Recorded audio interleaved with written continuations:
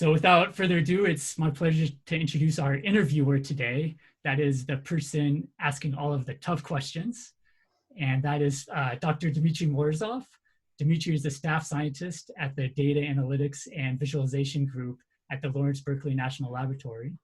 Dmitry is one of Professor Edelsbrunner's former students, graduating with his PhD in computer science from Duke University in 2008.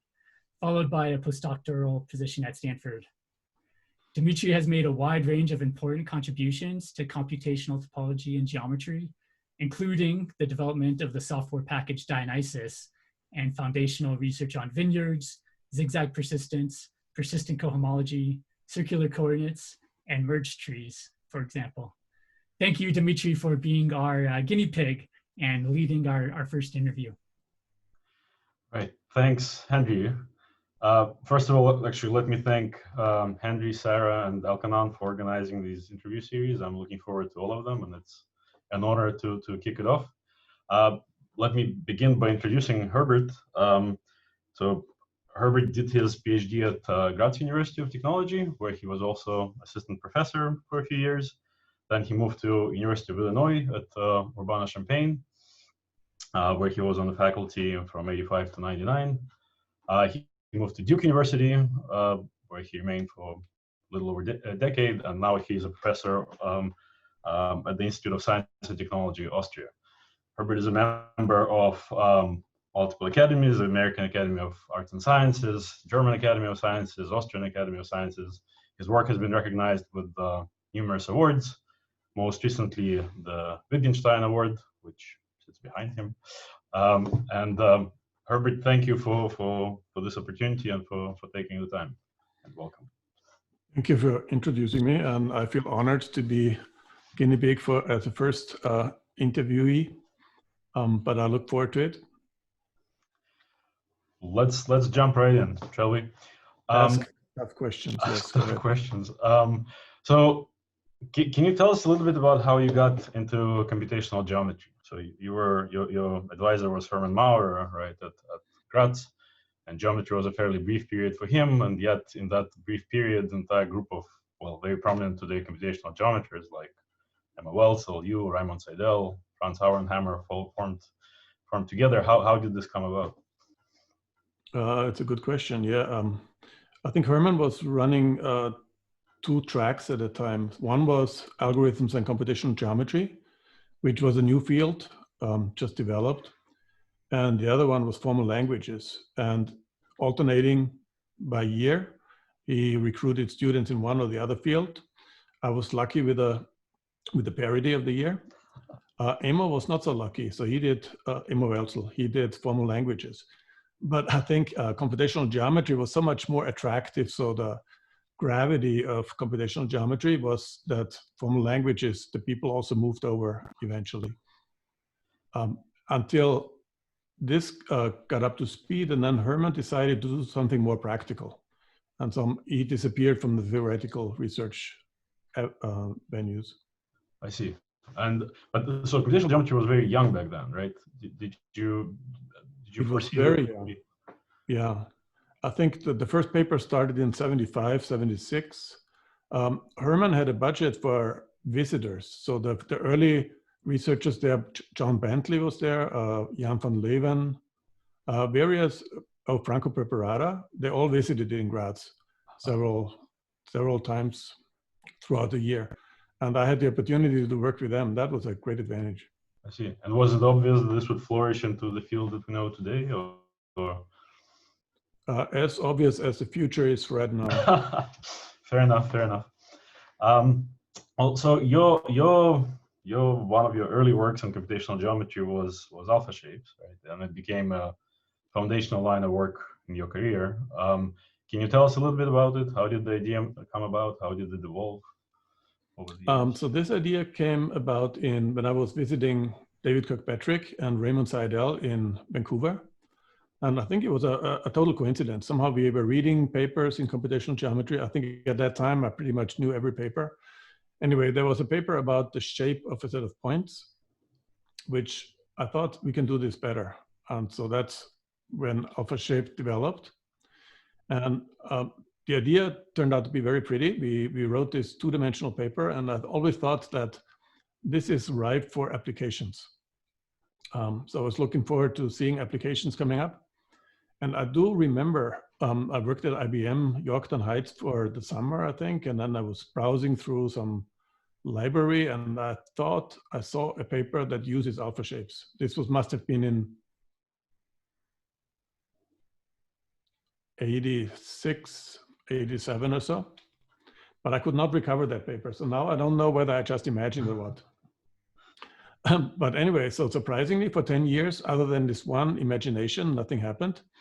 And then 10 years later, we decided to implement it, go to 3 dimensions, and then the whole thing started to roll. Yeah, but so why did it take 10 years to go from 2D to 3D? There's actually a reason, and I think the reason is a not so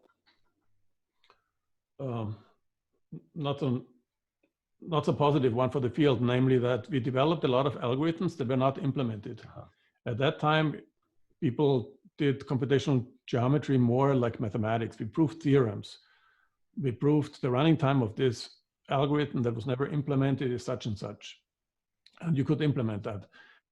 And the reason for this is also can be rationalized, namely there is a clash between the combinatorial thinking at the top level of geometry and the numerical computation at the bottom level when you decide whether 3 points make a left turn or a right turn or such. And somehow this incompatibility of combinatorial structure and numerical computation prevented the robust implementation of algorithms for a long time. And somehow in these 10 years, what happened is one crucial idea happened early was simulation of simplicity that allowed the correct implementation of geometric algorithms. And by correct, I mean provably correct, so that you can actually rely on the computer giving the results back without being caught up in numerical errors in some place. Well, I actually do want to ask about simulation of simplicity. Maybe you can tell us a little bit about the details for those who don't know about it, but also, was it the first example of sort of practice driving theory? Was this the is that a good example of that? Thank you very much for this unexpected question. This is actually a strange story because I remember I was thinking about plane arrangements, and then I had some crazy algorithm, which I later wrote in a paper, which is probably one of my least read papers altogether. But this algorithm, in order to have it theoretically run fast, I needed general position. And so I had to simulate general position, and then I had a fast algorithm, even though if the data is not general position. So strangely, this very practical idea came out of completely theoretical considerations. And only later it dawned on me that this is actually useful, other than to prove a theoretical result. And I think it was extremely useful in the following sense that it was a starting point of the later developments. For example, alpha shapes, we implemented in 3 dimensions as an exercise to see how far we can push simulation of simplicity. I think the first step was 3-dimensional Delaunay triangulations, and second step was 3-dimensional alpha shapes. And this was very early implementation. So there was, of course, geometric algorithms around at that time, but they all had numerical issues at some point. And SOS was one of the early examples that solved these problems and allowed actual implementations. Yeah, so SOS did 2 things, which is intertwined and often confused. One is it does exact computations, but only because of a requirement, because the purpose of SOS was to have complicated singularities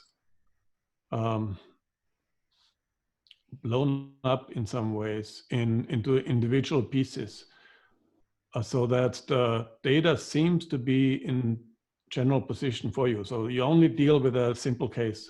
And the advantage of that is the code gets much shorter. So you only do the generic logic for the algorithm, and the rest is done by SOS. Sounds like magic, but it's not. It was an idea that was very much misunderstood at the time. How come? How come? Yeah, I don't know. You ask the wrong person. But I got attacked for this idea in many ways for years. It felt like a religious war. And what I learned from that years is to ignore it, because things change after a while. It didn't matter what I argued. I think the history would have played out exactly the same way, whether I argue for it or not. Yeah. But this was, I mean, at least when I look over your papers, I mean, to me, SOS was this very clear transition where practical matters became, came to the forefront, right? And it's only because we were able to implement algorithms, and then somehow it was a lot of joy to now make all of these things real that existed on paper. Right. At least some of them. But it also sort of, you also, thanks to that, I guess, transition from 2D to 3D. And so I mean, the first paper on alpha shapes anticipates a lot of, a lot of themes in your work, in the spectrum of shapes, pattern recognition. But I think 3D is much more practical, right? I mean, there are suddenly things you can do that in 2D, the questions you can ask in 2D don't probably make a lot of sense. Yeah, and that came as a surprise to me. I believe the rationalization of that is that in 2D, people can do a lot of things. So alpha shapes is nice, two-dimensional also, but it's not necessary. You can work around it. In 3 dimensions, we don't have any tools. It's not replaceable. So when we put the 3D alpha shapes code on the web, which didn't really exist at that time, but to some extent, we were surprised how much interest there was and how much diverse use of that software was made. That was really crazy. So what are examples of, like, what were the first applications that people were using this for?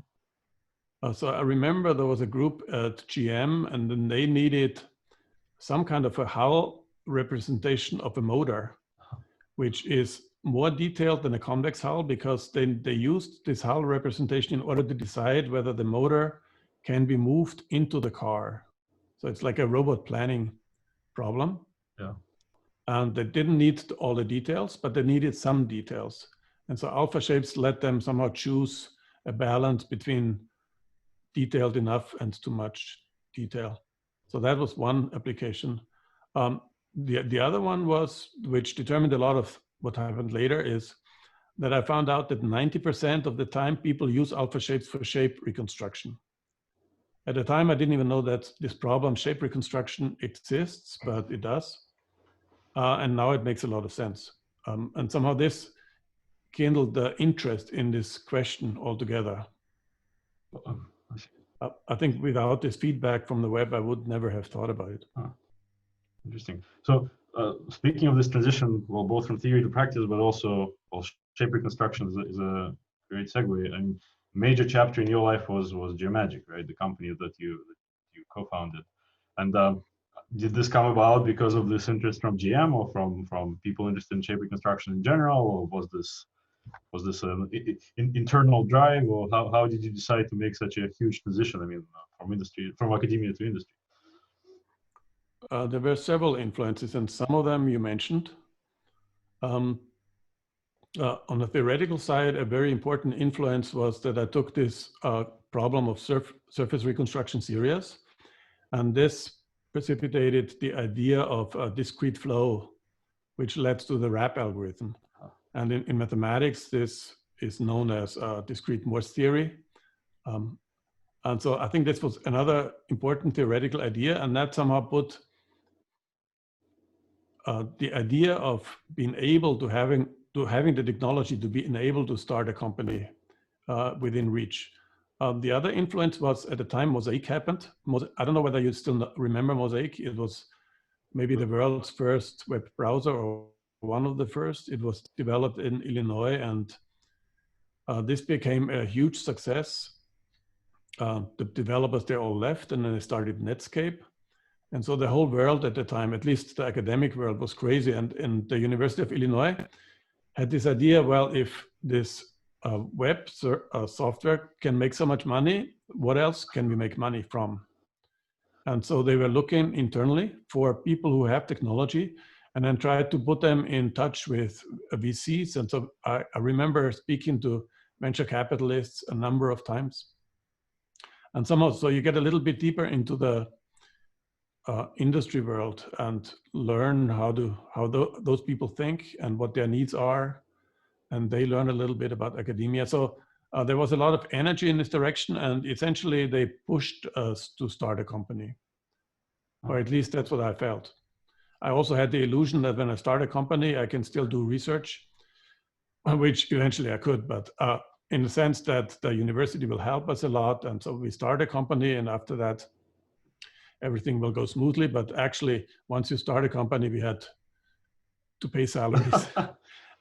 Yeah. And the university was nowhere to be found. I see. Yeah, they certainly did not want to help. They wanted to have license fees. So I mean, the difference between building a research group and building an industrial company, I mean, there's a huge difference, right? So besides paying salaries, what other challenges did you have to tackle?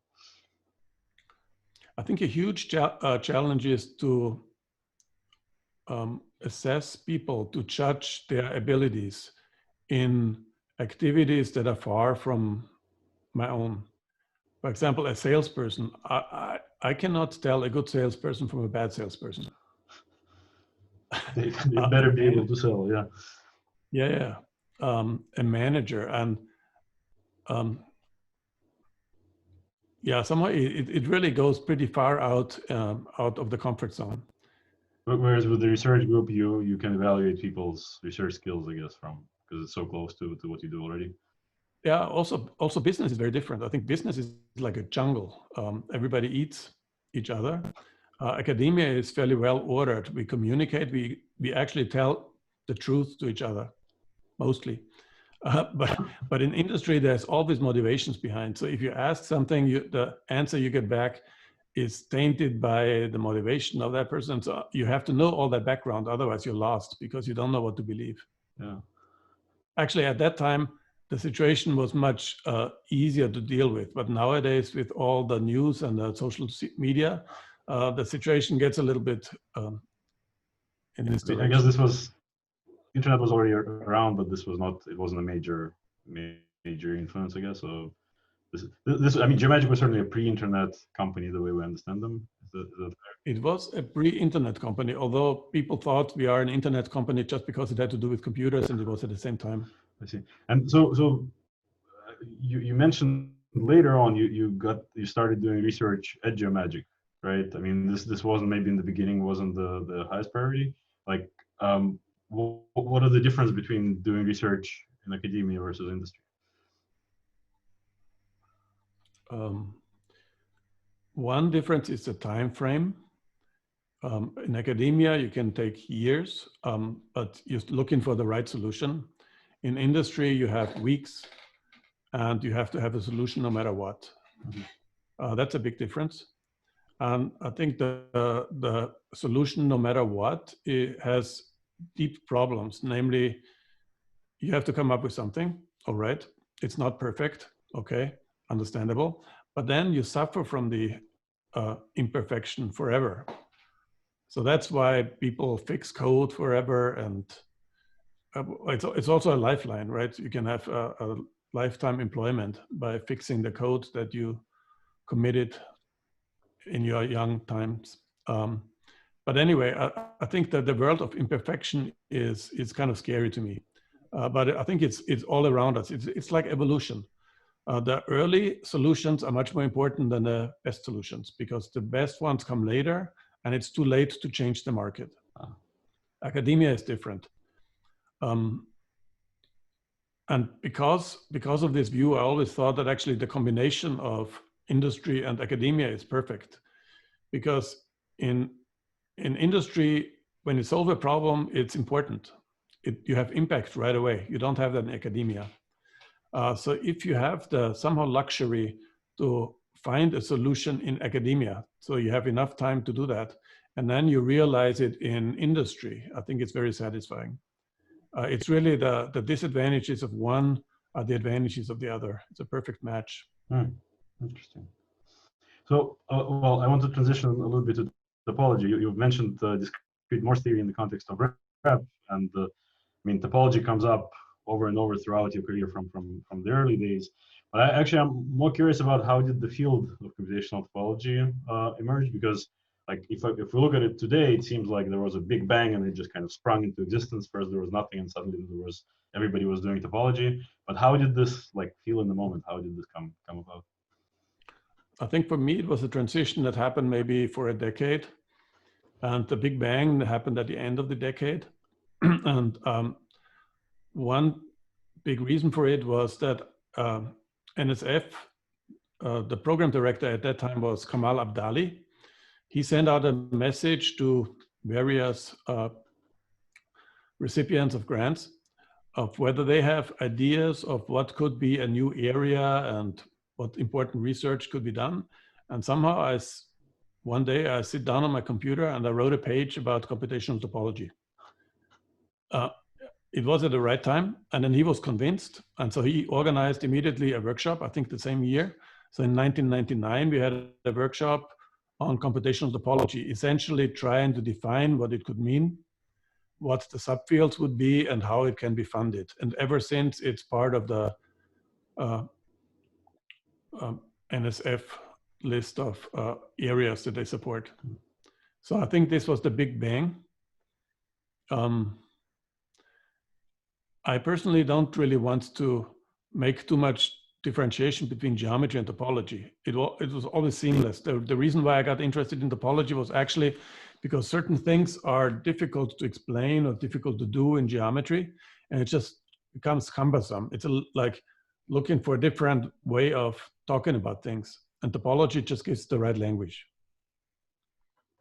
Yeah. It also makes things easier to implement, I think, compared to geometry, right? I think topology does not have this interface with numerical methods and this strong dependence on it. It's really quite terrible because in a matrix, you cannot decide whether a matrix of floating point numbers is zero, the determinant is zero or not. And when it's very close to zero, you might just go in a wrong direction because you think it's negative, but it's actually slightly positive, or maybe it's actually zero. And then you're in a world that doesn't exist. I mean, this is terrible for geometry, right? For topology, this is yeah. This is a strength, right? I agree. That is true. That somehow this realization that things are so much easier to implement in topology and also to apply is also was surprising to me. Maybe a little bit like it was surprising that 3D is so much more applicable than 2D in geometry. Well, that would have been my guess. I mean, the world is kind of 3D, right? Was it really a shocker that 3D is so much more applicable than 2D? I think the degree of difference surprised me, yeah. Interesting. It's also not so obvious because you could argue, yes, the world is 3D, but then people worked everything with 2D. For example, engineers, they had all the plans in 2D. It was a struggle to get plans of houses, cars, etc. into 3D because the technology was behind. And then some people just didn't think it's worthwhile. We worked on 2D for such a long time. We think in 2D, so why not stay in 2D and do everything there? Yeah, interesting. So this report that you mentioned that introduced computational topology to NSF, it had several areas, and not all of them were driven by applications, right? Whereas what eventually became persistence, right? I mean, it was very strongly driven by applications, and one of these that I think played a crucial role was biogeometry, right? I mean, both the larger project that NSF funded and the topic itself, and it was, I mean, the first paper on persistence that you had with Afra Zamarodian and David Letcher, right? Analysis of proteins was the driving application. Lots of papers afterwards, and so how did you get interested in biogeometry and how come biology? So this was also a coincidence. After we implemented alpha shapes in 3D, we showed them to people because somehow it looked pretty. In fact, My first motivation was I wanted to have alpha shapes so I can get non-convex polytopes in 3 dimensions. Because at that time, before that, there was no such software, as far as I know. Anyway, we showed them to people, including biologists, and some biochemists remarked that they look a lot like proteins. Mm-hmm. And by talking to them, I found out that actually they don't just look like the proteins, they're exactly dual to proteins. At least they're models of proteins. And so I got into this, someone trying to understand what proteins are, how they behave, and so on.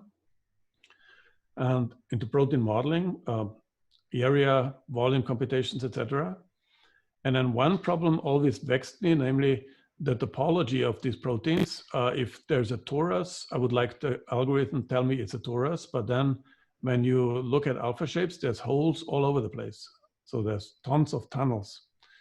And I couldn't quite believe that it's necessary that the computer is so much dumber than us, which really means that the software that we built is dumber than what our brain does. And so that really triggered the idea of persistence. Somehow I was running around with this motivation to find something for half a year or a year, and then meeting Lecture, this was the breakthrough that this is the right way to do it, using homology and filtrations. So it's kind of, it was a way to look at the spectrum of shapes, but well, from this algebraic point of view, right? Yeah. And so, well, persistence, of course, was a wild success. I mean, over the last 20 years, it sort of exploded, right? There are, I mean, over a dozen areas where it's been applied. And so sort of, and there is this back and forth, the theories driving applications are driving theory. I mean, by geometry, we just talked about. Do you have other examples where you're fond of this back and forth between theory and applications? Well, I think we mentioned a few of them. The 2 prominent ones are SOS, started with theory, become practical, goes back to theory. For example, it triggered the idea of sliver excitation. I don't know whether people are familiar with that, but it turns out that Delaunay triangulations in 3 dimensions, they tend to have slivers, which are very flat tetrahedra. And they are not so nice for numerical computation, so people like to get rid of them. But at that time, whatever you do, you remove a few slivers, and then some others pop up somewhere else. And the SOS really triggered the idea of how possibly to approach that and to get rid of slivers. So this was always, I think it often happens. So my theoretical idea, maybe it has to be a theoretical idea first often, because without a theoretical idea, you don't see. Once you see, then you can formulate the practical problem and motivate another theoretical push in some direction, and then back and forth. I think this is very, very productive in general. But persistence is another one. Yeah, it goes back and forth several times. But how about with persistence? Like I mean, you know, there are applications in geometry, but there's also material science, cosmology. There are lots of them. Which of these do you find more interesting or less interesting, or are they all like your children?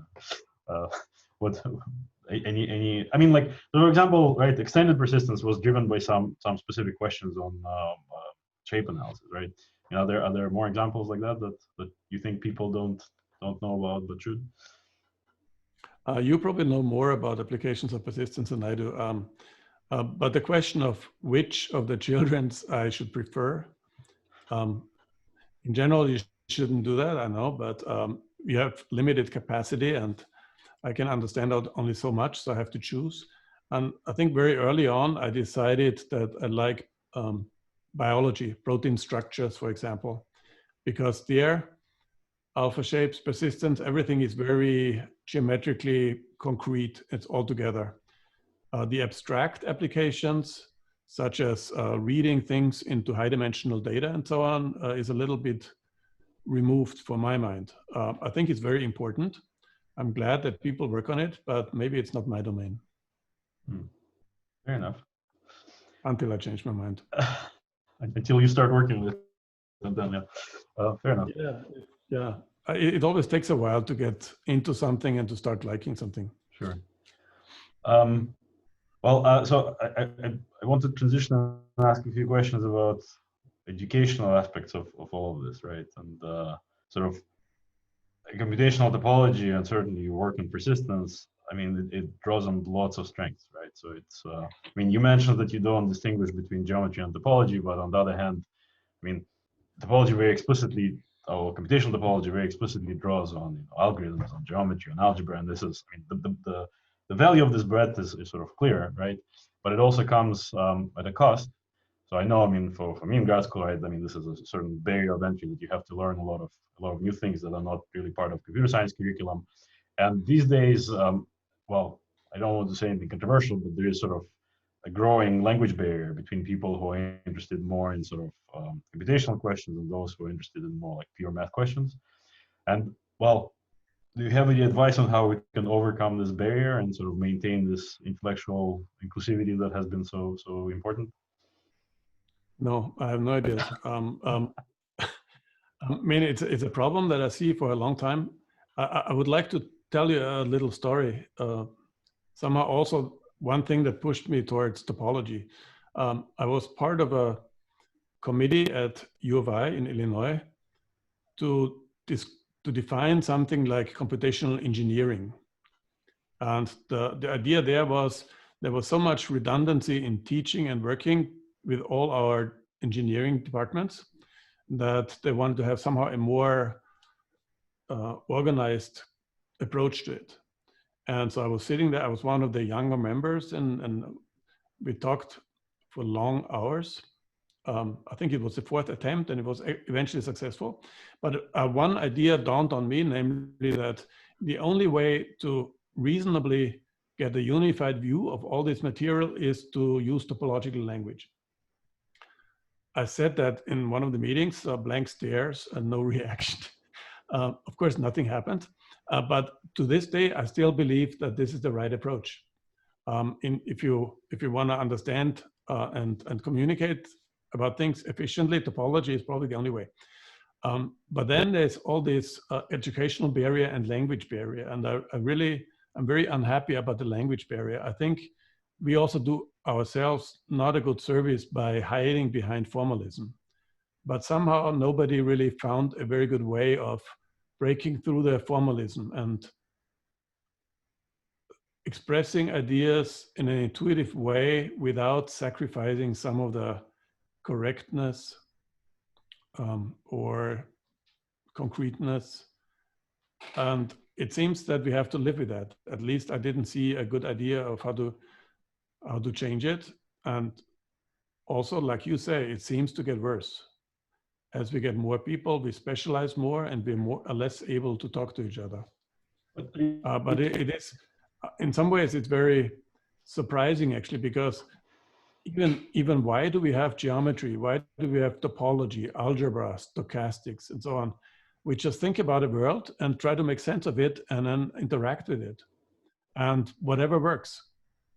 And to actually build like disciplines that don't talk to each other because they have a different approach to the world or a small segment of the world seems like a very strange way of working. But I mean, you do make a very, very deliberate effort in your books and in your papers, right, to somehow, well, address multiple audiences, right? I mean, and is this like, is the trick to give lots of examples? Is the trick figures on which you spend sort of tremendous amounts of time? Like, how do you do it? I mean, you certainly face this problem. I think it's different for everybody. That's maybe the problem. So my approach to it would not work for somebody else, and unless I know this other person, there's no way to deal with it. But anyway, from my own thinking, what really works is pictures. Also, somehow the act of drawing. So what I resent a little bit is cut and paste. Copying things. I tend to redraw my Voronoi diagram every time I need one. And I think the reason why I like this is because I'm often surprised little details that I didn't think about before and I stumbled into, and so therefore I made a mistake. But then I find out something in it. And writing is the same thing. It's like communication with myself. And if somebody is in the same wavelength and it helps that person also, that's great. But I don't have a general wisdom in this direction.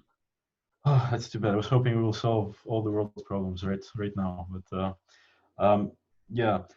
So while we're on the subject of education, so you introduce your students, speaking from experience, to a lot of philosophy and specific philosophers that have influenced you, Nietzsche, Wittgenstein, Bob Dylan, with accounts, right?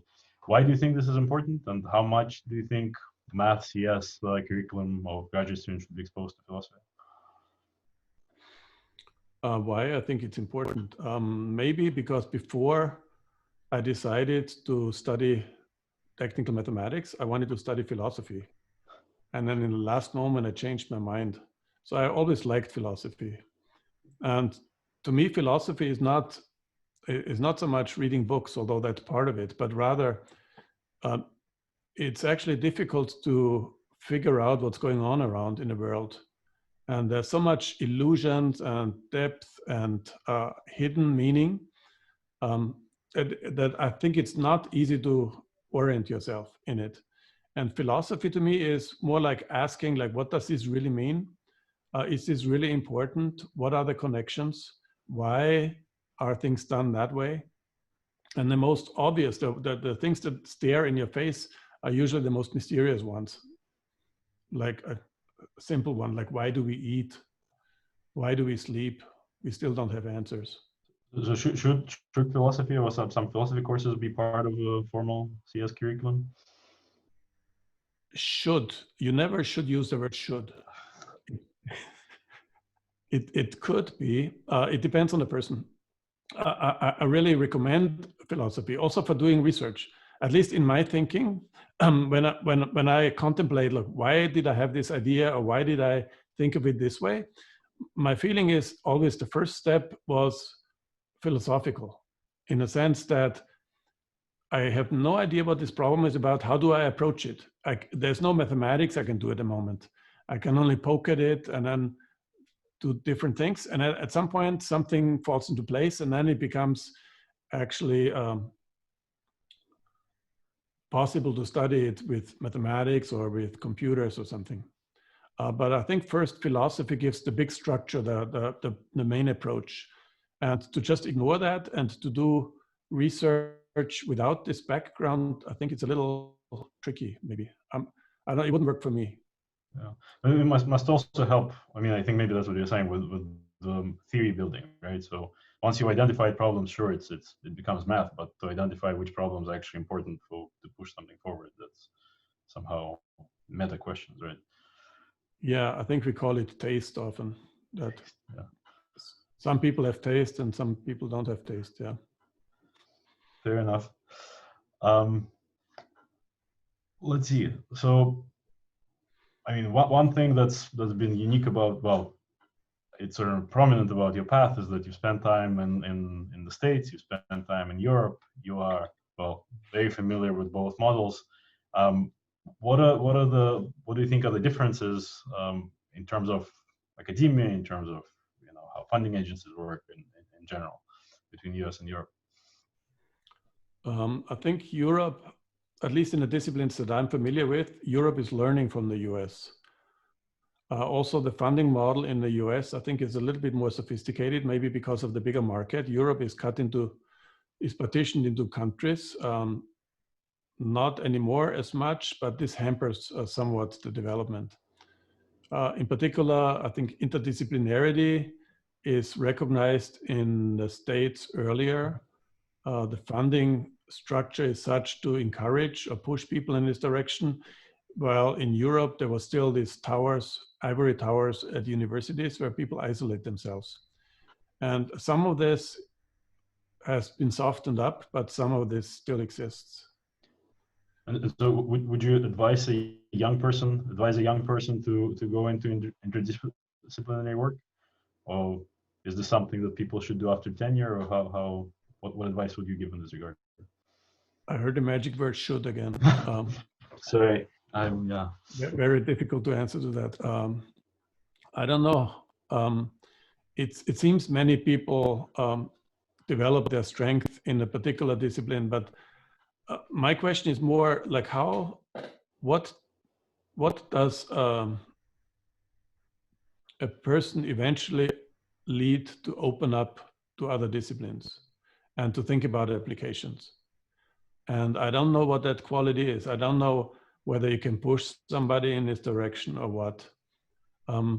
I think the experiment at ISD is that the students, when they come in, there's one class for everybody where biologists, mathematicians, physicists, chemists, they're all together.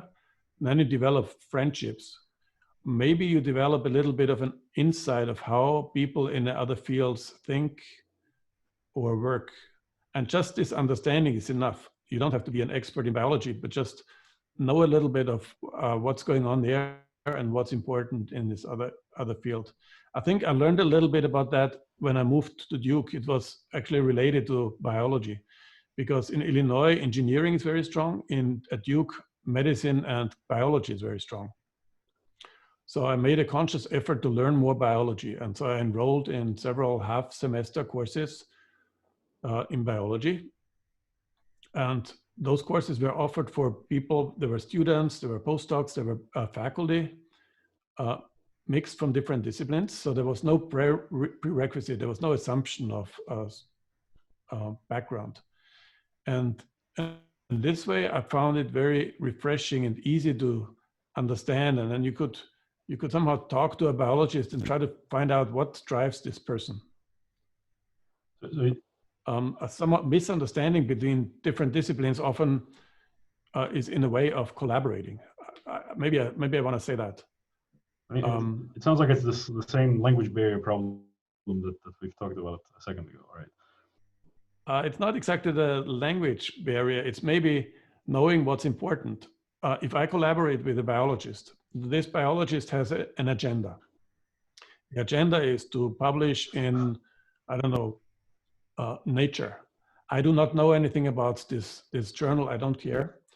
So I do not understand of why once of a sudden the biologist I collaborate with acts in an interesting way, because he sees the way to the light and I don't know what he's talking about. So I think the reward system is different. The importance of problems is different. To learn that from a different discipline is not trivial. It's not just a language, but the language is part of it. I give you that. Fair. Well, so in the remaining time, what are you working on these days? What interests you now? What do I work on these days? So I think I fall back a little bit more into discrete geometry, which I try to mix up with topology and with stochastic geometry, with integral geometry. I hope that somehow a combination of these things gives insights into some of the hard problems. So I'm working away, try to learn something. And otherwise, what do? I think about how to think about the brain, how to think about society. I think listening to music keeps me alive somehow. I think there's a deep connection there, because life in general I find easily depressing. But when you have music, there's a rhythm, and with the rhythm you can flow. And if you enjoy that, and I believe, as far as I know, people enjoy music, but there's no animals who enjoy music. Really? And I don't know, it's just speculations. I don't think anybody knows. But in the brain, there's lots of rhythms that go on all the time. Fast ones, slow ones, the overlay, and they give a certain background structure to the thinking. And so my guess is that music somehow has an interesting way to interact with the interior of the brain. I think to understand that and would not be bad. I would be curious about this. So it's neuroscience that drives you through music. Yeah, way out there. Music yeah. drives you through neuroscience, yeah. Well, so our originally planned time is up. So Herbert, thank you very much for this for taking this time. I think Thank you, Henry and Dmitry. Elkanan have possibly questions from the audience. Elkanan? Excellent. Yes. Thank you for that very smooth transition. So I have some questions from the audience. So mostly questions for Herbert, but also if you want to feel free to answer as well, Dmitry. If you want to become the interviewee, feel free. So the first question for Herbert, this is from Grzegorz Murzyński. What are your thoughts on the interactions between geometry, topology, and physics?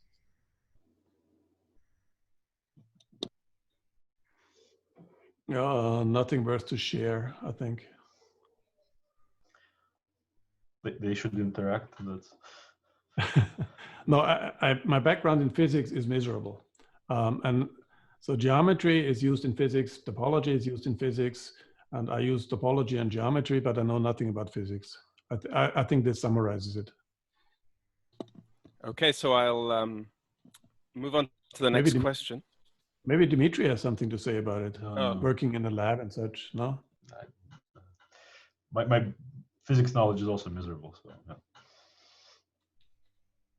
So I'm going to, so the next questions I kind of ask in reverse order relative to sort of to ask the most recent questions based on what you were discussing.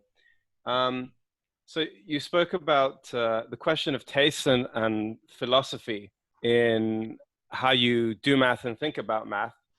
Could either of you, certainly Herbert and Dmitry, if you want to chime in as well, how would you describe your taste and your philosophy, maybe as opposed to the other tastes and philosophies that exist out there in the academic community, if there's something that sets it apart?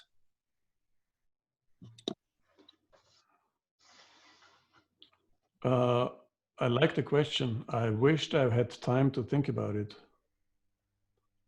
Kind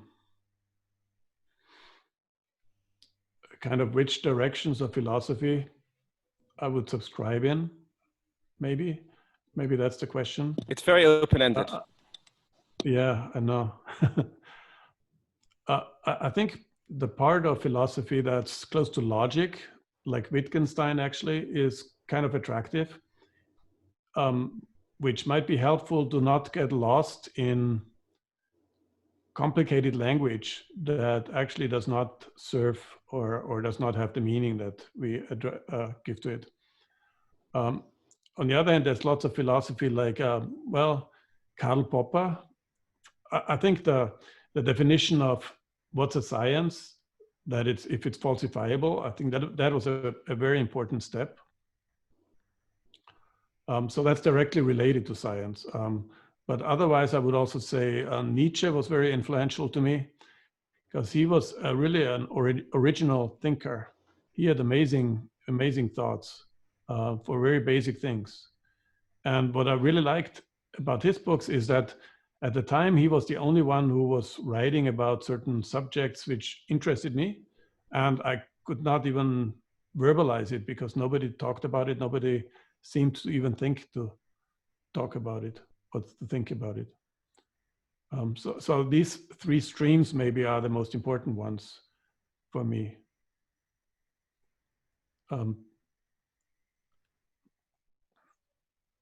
The traditional German philosophers don't speak to me, like Hegel or what's his name? Kant. I tried to read them, it's terrible. I mean, I can understand why people don't like philosophy when you read those things. And also, one word about Nietzsche. Nietzsche is lovely to read, but don't start with So sprach Zarathustra or the Zarathustra, which is, I think, the most famous book, but that's terrible. Don't do that one. And I think that's the main reason why he's actually unpopular, because also sometimes he writes a sentence over a page, which is pretty terrible. But not in every book. And Dmitry, do you have anything to chime in there, or? You should continue with Herbert. Okay, then I'll move on to the next question. So this is somewhat related to a topic early on in the discussion. So, you know, the feasibility of certain ideas when there are like technological limitations, you know, thinking about ideas for which there is not yet technology to make them, to sort of implement them. Are there currently any ideas that you think are very promising, and what's limiting them to moving forward is not necessarily anything inherent mathematical, but it's just something, a next step in the development of technology and processing power or something else that could push another idea in the field to the forefront? Oh, terrible question. Predicting the future is so hard. I wouldn't, it's too open-ended. So if an idea is suggested and then I should say yes or no, I can do that, but this is too open-ended for me. Fair enough. And I'll end with the following question. So you spoke about when interacting with people from different fields, having some understanding of how people in different fields communicate and what they care about. So maybe as a guide to those of us who are trying to develop interdisciplinary collaborations ourselves, how would you give a relatively short elevator pitch to someone in biology to explain to them what it is, how it is that we think about things, maybe on a philosophical level, and why they should consider collaborating with us? If they don't think they should collaborate with us by themselves, there's no hope. It's like curing somebody who does not believe he or she is sick. But there's many people who do seek some collaboration just because they experience barriers and they don't really know where they come from, or they feel they don't have the prerequisites to overcome them and somebody can help them. But to convince somebody that they should collaborate with you, I think it's a lost game. That's very helpful. Okay, we're done with all the questions, so I'll jump over to Henry now. Fantastic. Thanks, Elkanon. Thank you very much, Dmitry and Herbert, for the incredibly interesting and engaging interview. You've given us all a lot of ideas to reflect upon and to think more about. I'd like to also thank everybody in the audience today for joining in and for the nice questions. And we hope to see many of you in November when we'll be interviewing Elizabeth, when Elizabeth Bradley will be interviewing Vanessa Rollins. So thanks again, Dmitry and Herbert. Fantastic job. And thanks you all for joining. Thank you, Henry. Thank you, Dmitry. Thanks, Herbert. Thank you, Elkanon.